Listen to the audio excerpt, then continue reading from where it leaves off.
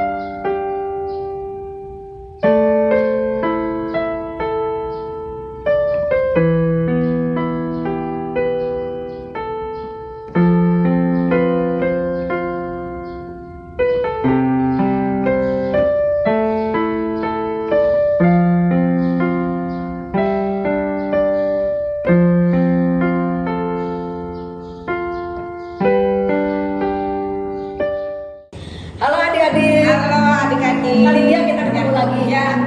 Ibadah yang baru hari ini. Ya. Meskipun masa pandemi, kita tetap sebagai anak-anak Kristen bisa beribadah kepada Tuhan. Kita sangat bersyukur. Yuk adik-adik, kita mulai kebaktian pada minggu hari ini ya kalian ya dengan memuji Tuhan. Mari kita bangkit berdiri, kita puji Tuhan. Kami berdoa.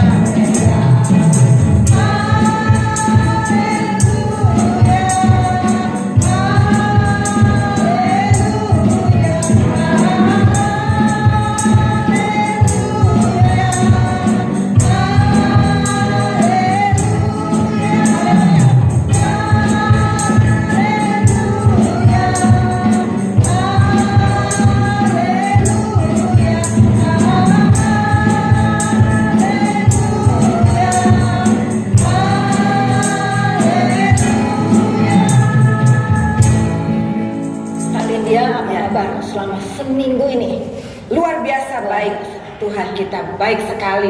banyak kesalahan, banyak kesalahan ya, seringkali kita berbuat ya kali ya selama seminggu ini ya. Kesalahan-kesalahannya apa aja nih? Pasti banyak. Pasti ada kesel, Ya, ada marah, ada ngomel pasti. Ya. Kalau Kalani bersalah kepada kalian mau memaafkan Dani. Harus Kalani harus harus sebagai anak Tuhan ya. kita harus ya meniru apa yang Tuhan ajarkan kepada kita. Nah, adik-adik, kali ini kita akan masuk dalam doa pembukaan yang akan dibawakan oleh teman kita. Betul, hari ini yang akan membawakan doa pembukaan adalah teman kita yang bernama Leon. Nah, mari kita semua menyiapkan hati kita untuk memulai ibadah kita dengan menyerahkannya ke dalam tangan Tuhan. Mari kita berdoa. Mari kita bersatu dalam doa. Tuhan Yesus, terima kasih Tuhan atas pagi hari ini Tuhan, karena kami masih bisa beribadah Tuhan. Kami akan beribadah kepadamu Tuhan pada pagi hari ini. Dan tolong Tuhan, berkatilah kami Tuhan saat kami beribadah. Berkati kami Tuhan dari awal, pertengahan, sampai akhir Tuhan. Supaya kami dapat beribadah dengan sungguh-sungguh ya Tuhan. Supaya kami dapat mengerti Tuhan apa yang Engkau ajarkan kepada kami ya Tuhan. Berkati juga Tuhan guru-guru yang akan mengajari kami Tuhan. Berkati mereka ya Tuhan, supaya mereka dapat menjelaskan firman-Mu dan membuat ibadah ini Tuhan lebih baik ya Tuhan. Supaya kami yang mendengarnya Tuhan dapat menjadi pribadi yang lebih baik ya Tuhan. Terima kasih Tuhan, karena hanya di dalam nama-Mu ya Tuhan kami buka kebaktian pada pagi hari ini ya Tuhan. Amin. Nah, adik-adik, kita sudah berdoa ya. Nah, seperti yang tadi kalian dia bilang ya, kalau kita bersalah, sebagai anak Kristen itu pengikut Kristus ya, mau memaafkan. Tapi seringkali juga ada ya yang tidak mau, adik-adik, memberikan kesempatan ya. Kalian dia tidak mau mengampuni, tidak mau memaafkan ya. Aku nggak mau kenal dia lagi. Ada nggak yang kayak gitu selama seminggu ini ya, kalian dia ya? Wah, mudah-mudahan nggak ada ya. Mudah-mudahan nggak ada ya. Semua anak sekolah minggu Cibunut, baik kelas kecil, kelas besar maupun ture, semua anak Tuhan. Ya, sebagai anak tunas remaja tidak boleh seperti itu ya. Seperti firman Tuhan yang tertulis dalam Mazmur pasal 51 ayat 12, adik-adik. Adik-adik boleh buka Alkitabnya ya. Kita sebagai nas pembuka Mazmur 51 ayat 12 ya. Yang pada siap dengan Alkitabnya, kita akan membacanya bersama-sama ya. Siap ya? Mazmur 51 ayat 12. 1, 2, 3. Jadikanlah hatiku tahir ya Allah, dan perbaharuilah batinku dengan roh yang teguh. Kali dia tahir teh apa? Tahir itu artinya disucikan, dibersihkan, sembuh ya, disembuhkan ya. Nah, kita seringkali bersalah, tapi Tuhan selalu memberikan kesempatan kepada kita untuk berubah, adik-adik ya. Yuk kita nyanyikan sebuah lagu ya, sedikit demi sedikit. Yuk, mari kita nyanyikan.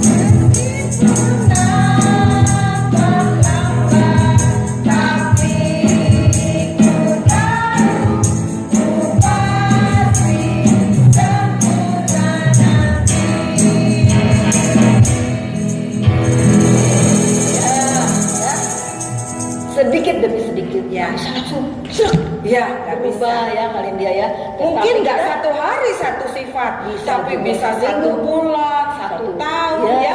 Tapi kita pasti berubah kalau kita mau diubah oleh Tuhan Yesus. Tuhan Yesus. Mama Betul. papa barangkali nggak bisa rubah ya. Ya, Kakak betul. atau teman, Betul. guru juga nggak bisa Ya, ya. ya. Tapi kalau kita datang Datang kepada kepada Tuhan Tuhan Yesus, Tuhan Yesus Ya. pasti ubahkan kita. Betul. Satu kata tadi, pasti. Tuhan Pasti tidak berubah. pernah, Ya, tidak pernah apa? tidak pernah terlambat untuk Nah, mengubah ya, kita. Tuhan Yesus selalu Ya. setia, ya. Asal kita mau berubah ya, Ya. kali dia ya. Kita mau mendengarkan firman Ya. Kak Alani, Ya. tapi kita mau membawakan sebuah lagu untuk membawakan hati kita disiapkan oleh Tuhan, diubahkan. Ya, aku berubah. Ya. Yuk, kita nyanyi sama-sama ya.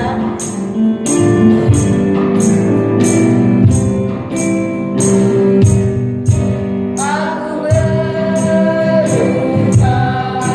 sungguh berubah, waktuku serahkan hati.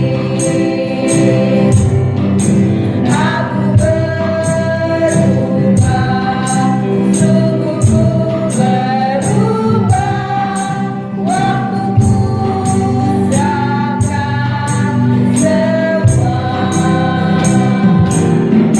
Yang ku kasih kini lenyap, yang lebih baik aku dapat.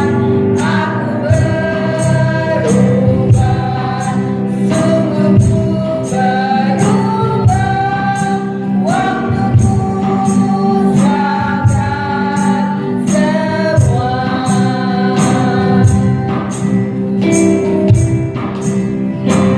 Kita menjadi anak-anak pribadi-pribadi yang baru setelah kita bersedia diubahkan oleh Tuhan Yesus, adik-adik ya. Kita berserah kepada Tuhan Yesus. Asal kita mau berubah di dalam Dia yang sangat mengasihi kita, yang selalu memberikan kesempatan kepada kita ya untuk menjadi lebih baik dan berkenan kepada siapa kali dia? Kepada Tuhan, ya. Luar biasa kasih Tuhan kepada kita ya. Asal kita mau berubah. Yuk kita nyanyi ya. Aku berubah, sungguh berubah,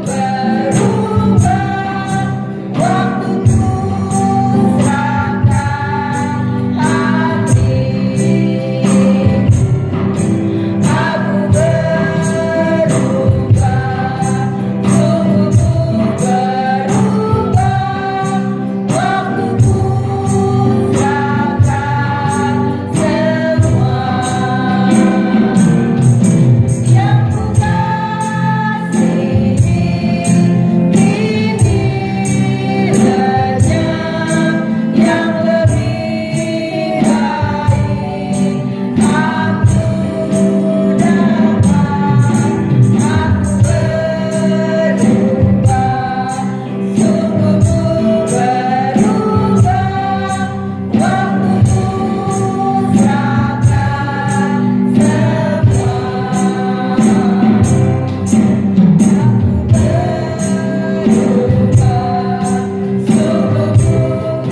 berubah, waktuku serahkan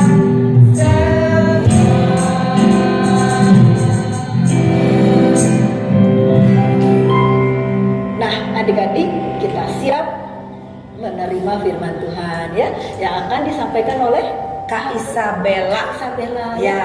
Kita sama-sama menyambung Alkitab kita dan kita siap-siap mendengarkan firman Tuhan. Biarlah Roh Kudus ya. Firman, ya betul. Firmannya perlu diketahui Kalani. Judulnya Ya. Tuhan memberiku kesempatan yang kedua. Nah, apa itu kesempatan yang kedua? Ya, diambil dari Keluaran 34 ayat 1 sampai 35. Adik-adik siapkan Alkitabnya, Keluaran 34 ayat 1 sampai 35. Mari kita mendengarkan firman. Halo adik-adik, selamat pagi. Hari ini kita akan membahas suatu tema yang mungkin semua orang senang nih. Tuhan memberiku kesempatan kedua. Pasti kalau kita semua diberi kesempatan kedua untuk segala sesuatu, kita biasanya jadi senang. Misalnya ada ulangan, boleh remedial misalnya ya, atau apa. Nah, hari ini kita akan mendengarkan kisah mengenai kesempatan kedua yang diberikan oleh Tuhan kepada bangsa Israel dari Keluaran 34 ayat 1 sampai 35. Nah, sebelum itu kita akan berdoa bersama. Yuk kita siapkan hati kita untuk mendengarkan firman Tuhan. Mari kita berdoa. Bapa, kami bersyukur pada pagi hari ini kami semua bisa diberi kesempatan untuk mendengarkan firman-Mu dan merenungkannya. Biarlah kiranya tema yang kami dengarkan hari ini serta firman yang datang daripadamu bisa membuat kami semakin memahami dan mengerti tentang kehendak-Mu di dalam hidup kami. Biarlah kiranya Engkau yang sertai hamba-Mu ini yang membagikan firman Tuhan, supaya apa yang keluar itu semua merupakan hikmat yang datang daripadamu. Biarlah kiranya Tuhan yang beracara, Roh-Mu yang kudus yang bersama-sama dengan kami semua, sehingga kami semua yang bersama-sama berkebaktian ini bisa memuliakan nama-Mu di dalam waktu kebaktian ini dan seterusnya. Terima kasih Tuhan Yesus Kristus, di dalam nama-Mu kami berdoa dan mengucap syukur. Amin. Nah adik-adik, udah baca Keluaran 34 ayat 1 sampai 35 belum? Itu adalah cerita yang kita baca setelah pasal 32 mengenai bangsa Israel yang membuat patung anak lembu emas, sehingga Musa melemparkan 2 loh batu yang udah dibikin susah-susah ke bangsa Israel sehingga akhirnya pecah. Kalau misalnya adik-adik semua udah baca pasal 32 itu, nah Keluaran 34 ayat 1 sampai 35 ini menceritakan kisah yang terjadi setelah itu. Kalau misalnya teman-teman bayangkan yang namanya 2 loh batu yang isinya firman Tuhan, itu aja udah sesuatu yang sangat berharga ya. Apalagi itu ditulis oleh tangan Tuhan sendiri. Lebih berharga daripada iPad yang mahal, yang itu masih keluaran pabrik ya, walaupun mahal. Tapi ini loh batu yang cuma satu-satunya di dunia dan tangan Tuhan sendiri yang bikin. Nah, berarti berharga banget ya. Nah, Tuhan mengampuni dosa-dosa umat Israel yang telah mendukakan Tuhan ketika bikin anak lembu emas. Tapi dia juga akhirnya meminta supaya Musa kembali pergi ke Gunung Sinai supaya bisa menulis ulang perintah Tuhan pada loh batu lagi. Teman-teman tahu nggak Gunung Sinai itu seperti apa? Gunung Sinai ini disebut juga sebagai Gunung Allah yang sangat sakral. Kalau mau ke sana cuma boleh sendirian, bahkan nggak boleh bawa binatang atau teman seperjalanan. Ada yang pernah hiking nggak ke gunung-gunung yang ada di Indonesia misalnya? Mungkin teman-teman pernah ya ngerasain kalau namanya hiking tuh lumayan capek ya, walaupun mungkin tingginya nggak kayak Gunung Sinai yang 2,3 km tingginya loh ya, bukan jauhnya.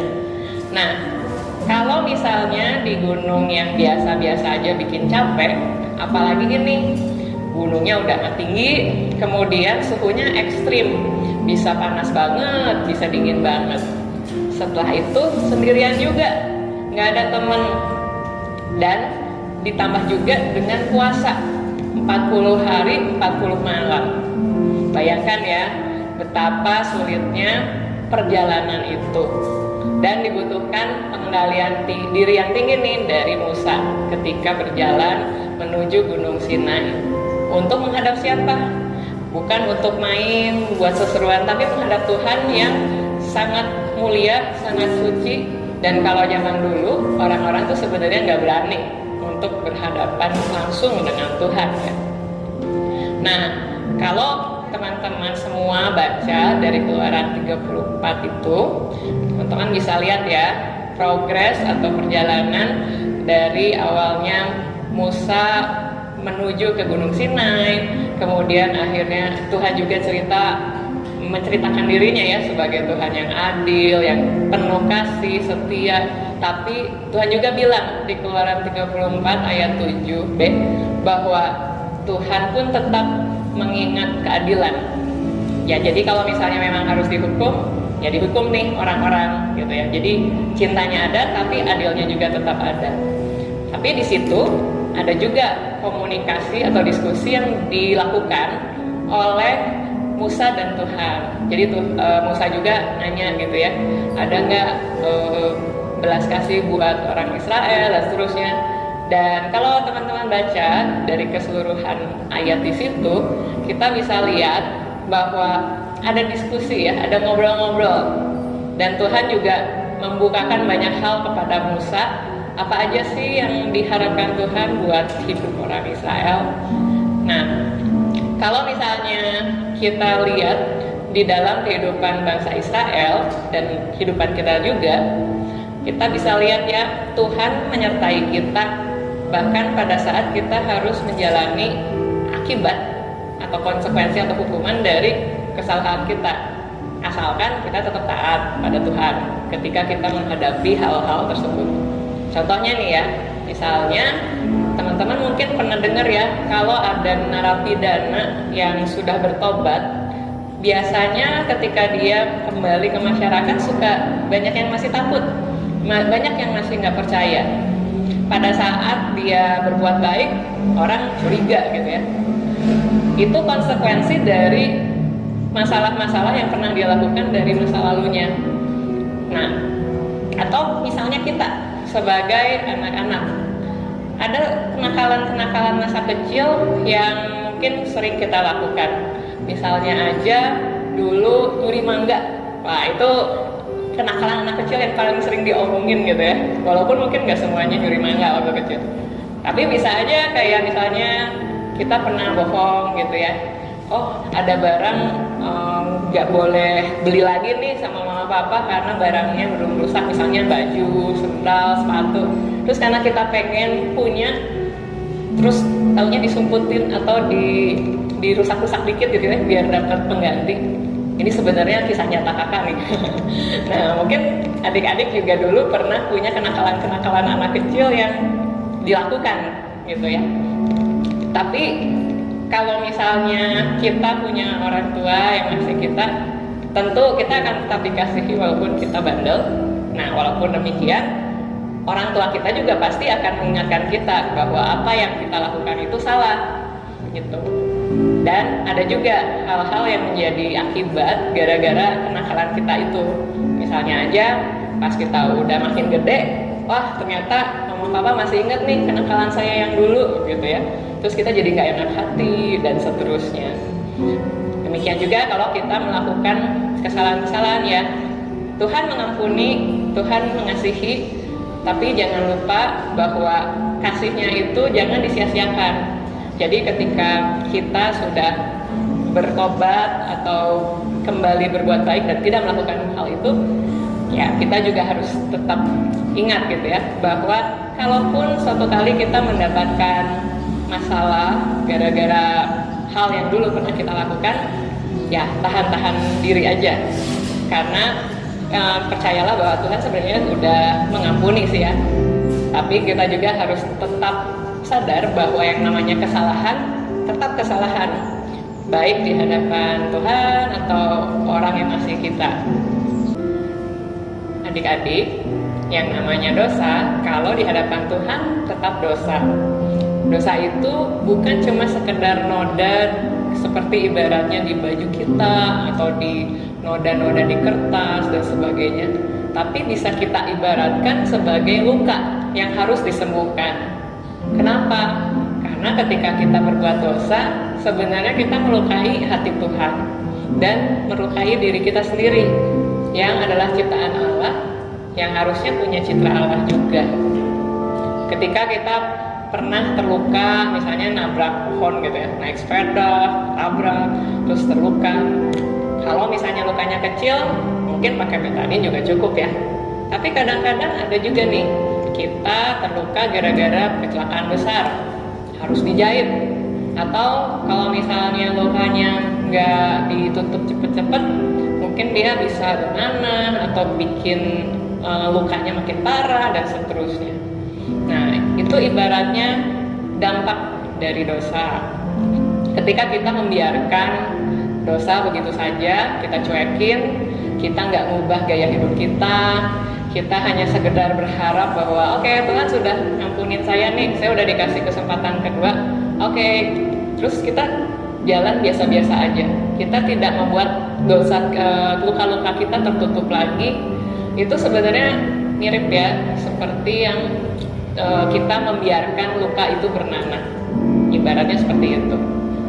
Nah, fase inilah yang kadang-kadang kita lupakan ketika kita mendapatkan kesempatan kedua.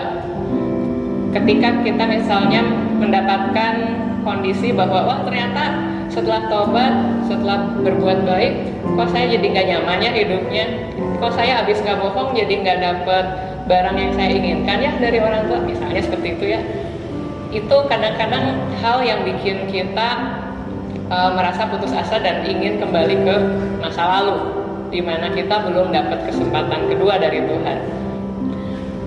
Teman-teman, adik-adik semua, jangan lupa bahwa ketika kita diberi kesempatan kedua, sebenarnya kita diberi juga amanah atau mandat juga dari Tuhan, supaya kita tuh mau untuk memperbaiki hubungan kita dengan Tuhan, supaya kita mau terus bertemu dengan Tuhan setiap saat, mengenali apa maunya Tuhan, sehingga Tuhan menyucikan kita dan membalut luka-luka kita. Jadi nggak cuma hilang nodanya aja, tapi lukanya juga disembuhkan. Dan Tuhan yang merupakan tabib yang ajaib, dia juga nih yang bisa menyembuhkan luka-luka kita itu. Kita akan jadi lebih tahu mana sih hal yang harus kita lakukan dalam hidup kita, mana sih yang Tuhan sukai supaya kita lakukan dalam hidup kita. Nah, adik-adik semua, mau nggak kalau hidup kita pun memancarkan cahaya seperti layaknya muka Musa yang bercahaya ketika dia selesai berjumpa dengan Tuhan? Saya yakin kita semua akan mendapatkan sukacita ketika kita bisa melihat sinar Tuhan yang terpancar dari sesama kita kan. Nah, mari kita semua bersama-sama menggunakan kesempatan kedua yang sudah Tuhan berikan kepada kita untuk berbuat baik, untuk mengubah kehidupan kita supaya lebih dekat sama Tuhan, melakukan apa yang Tuhan mau. Dan andai kata kita mendapatkan konsekuensi atau akibat dari yang pernah kita lakukan dulu, yuk kita tetap semangat, tetap kuat, karena Tuhan beserta dengan kita supaya kita bisa tabah menghadapi hal-hal itu. Karena Tuhanlah yang membalut luka-luka kita dan menyucikan kita dari segala dosa. Ayat kita yang bisa kita baca bareng-bareng hari ini adalah dari Mazmur 51 ayat 12. Bunyinya seperti ini. Jadikanlah hatiku tahir ya Allah, dan perbaharuilah batinku dengan roh yang teguh. Adik-adik, mari kita teguh karena roh Allah yang kudus memperbaharui batin kita sehingga menjadi orang yang lebih baik setiap saat. Amin.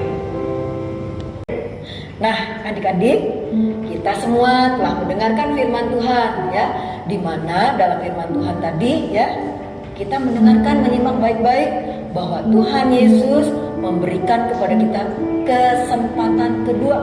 Luar ya, biasa sekali ya kalau untuk lihat apa? Kita mau berubah kali ya, ke arah yang lebih baik, ke arah yang berkenan di hadapan Tuhan Yesus. Nah, adik-adik, dalam rangka bulan keluarga di GKI Taman Cigunut ya, ada sebuah keluarga ya, terdiri dari ayah, ibu dan anak-anaknya ya. Keluarga Bapak berhasil ginting anak-anaknya dengan namanya siapa aja?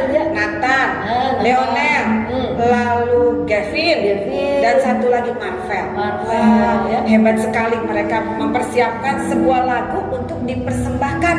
Mereka ada yang main gitar. Ya. Yang main gitar siapa semua anaknya ya? Kalau nggak salah yang main gitar itu Leon ya. Leon, keren ya. Adik-adik lain juga boleh nih main kali ya, menampilkan pujian ya. Nah, adik-adik mari kita mendengarkan ya, menyimak baik-baik pujian yang akan disampaikan oleh keluarga Bapak berhasil ginting. Yuk kita dengarkan baik-baik.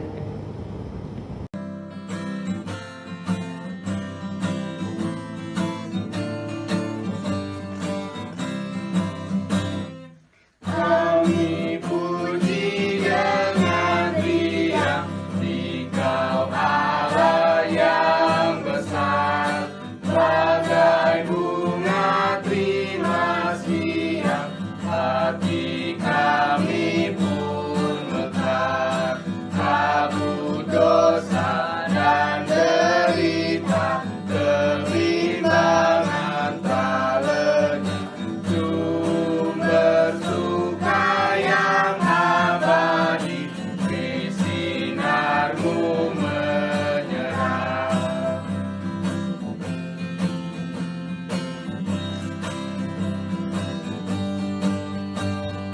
Kau memberi, kau mengampuni, kau limpahkan rahmat-Mu, sumber air hidup riang, lautan kasih dan restu, yang mau hidup dalam kasih, kau jadikan milik, agar kami menyayangi, meneladan kasih-Mu.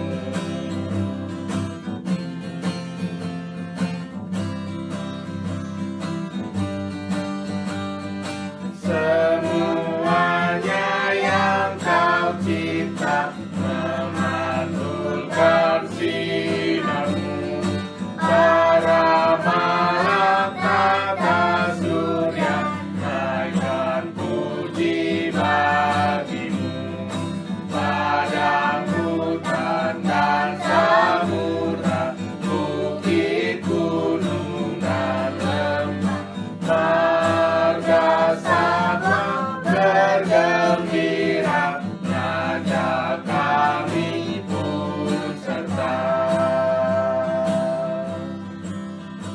Terima kasih sekali kami ucapkan untuk persembahan lagu yang diberikan kepada kami semua melalui keluarga Bapak Berhasil Ginting, juga dengan teman-teman kita semua ya. Nah, biarlah semua pelayanannya Tuhan berkati. Mari kita meresponi apa yang sudah kita dengar di dalam firman. Kita mau nyanyi, hidupku bukannya aku lagi, tetapi hidupku adalah milik Kristus yang sudah diubahkan. Mari kita menyanyikan. Hidupku bukannya aku lagi, ya. Yuk kita nyanyi sama-sama.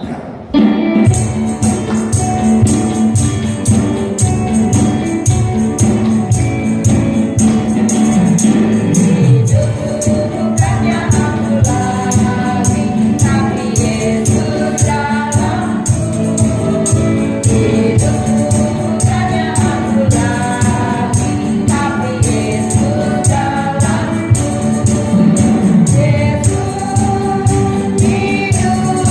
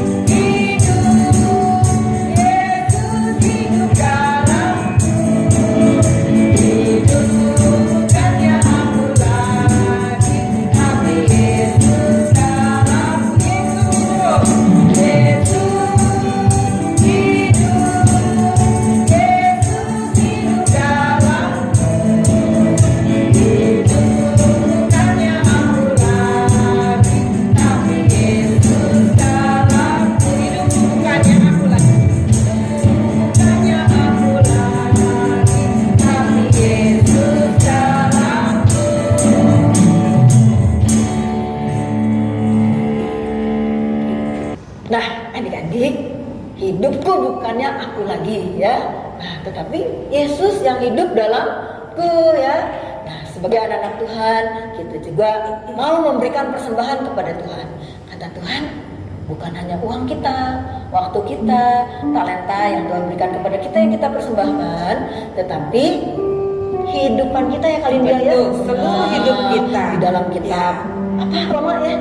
Roma 12 ayat 1 dan 2 ya. Kita memberikan persembahan kepada Tuhan tubuh kita. Nah, adik-adik, dalam masa pandemi ini adik-adik dapat mengumpulkan persembahan ya, dimasukkan ke dalam amplop, dan pada saatnya adik-adik dapat menyerahkannya melalui orang tua barangkali ya ke gereja. Mari kita mengumpulkan persembahan kita. Adik-adik, kita sudah mempersembahkan persembahan kita. Mari kita bawa persembahan kita ke dalam doa. Juga sekalian kita berdoa untuk penutup. Mari kita sama-sama bangkit berdiri, kita berdoa. Bapa di dalam surga, terima kasih. Begitu besar kasih Tuhan kepada kami. Kami bersyukur karena Tuhan selalu memelihara hidup kami. Bahkan di dalam keadaan pandemi seperti sekarang ini, kasih Tuhan sangat luar biasa buat hidup kami. Kami membawa persembahan kami, biarlah Tuhan memberkati persembahan ini menjadi berkat bagi banyak orang dan terlebih lagi memuliakan nama-Mu. Tuhan, kami berdoa, mohon Tuhan juga tetap sertai kami di dalam sekolah kami, di dalam aktivitas kami. Biarlah Tuhan menjaga terus kami untuk tetap diberi kesehatan, kekuatan, sukacita. Dan juga Tuhan memelihara buat orang tua kami, adik kakak kami. Sungguh Tuhan berkati pekerjaan orang tua kami. Tuhan, kami mau menutup akan ibadah kami hari ini. Biarlah Tuhan tetap menyertai kami untuk selama 1 minggu di depan, sehingga firman Tuhan tetap menjadi kekuatan bagi kami, bahwa Engkau tetap memberikan selalu kesempatan yang baik bagi kami. Tuhan, tolong kami agar minggu yang akan datang juga boleh kembali siap untuk beribadah. Terima kasih Tuhan untuk kebaikan Tuhan. Di dalam nama Tuhan Yesus kami berdoa. Amin. Mari kita menutup ibadah kita dengan berkat Tuhan curahkanlah.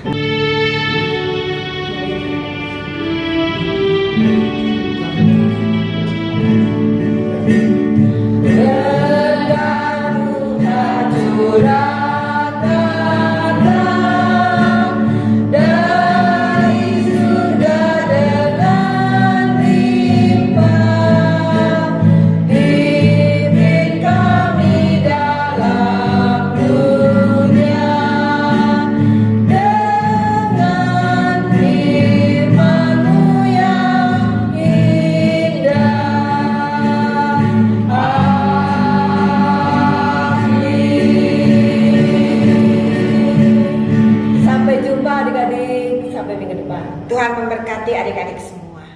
5 keping kue mari kita potong-potong, masukkan ke dalam plastik biar lebih mudah untuk dihaluskan. Kita haluskan kue mari. Setelah halus, kita masukkan ke dalam mangkok kecil. Kita tuang.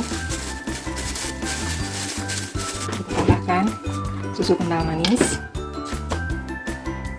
sebanyak 5 sendok makan.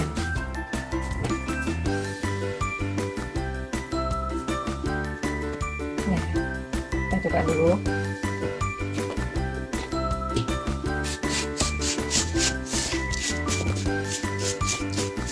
Kita aduk-aduk.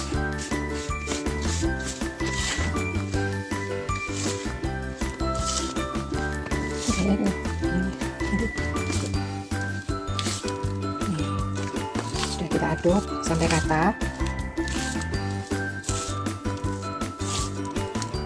Kita akan buat bulat-bulatan bola kecil, tapi tangan kita harus pakai sarung tangan.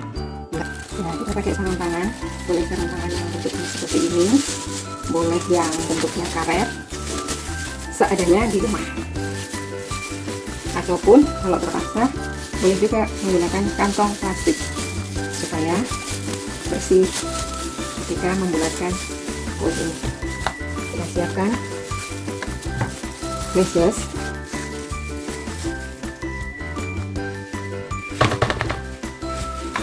Dibantu dengan spatula.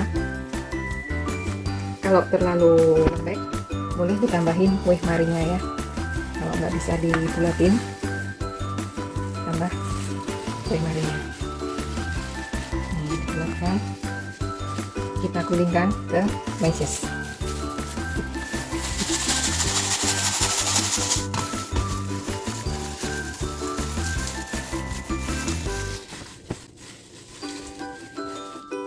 Nah, setelah selesai satu bulatan, kita simpan di dalam cupcake kecil.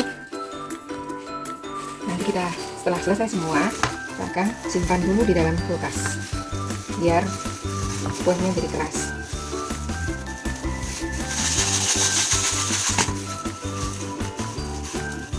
Sudah jadi ya kue bola-bola coklatnya.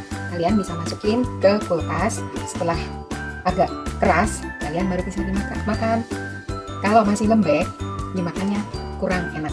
Jadi ini sekarang simpan di kulkas kira-kira 1 jam lamanya. Setelah itu kalian bisa nikmati. Kalian juga bisa memberikan ketika orang tua kalian pulang dari kantor. Nih, Mah, Pah, buatan Dedek.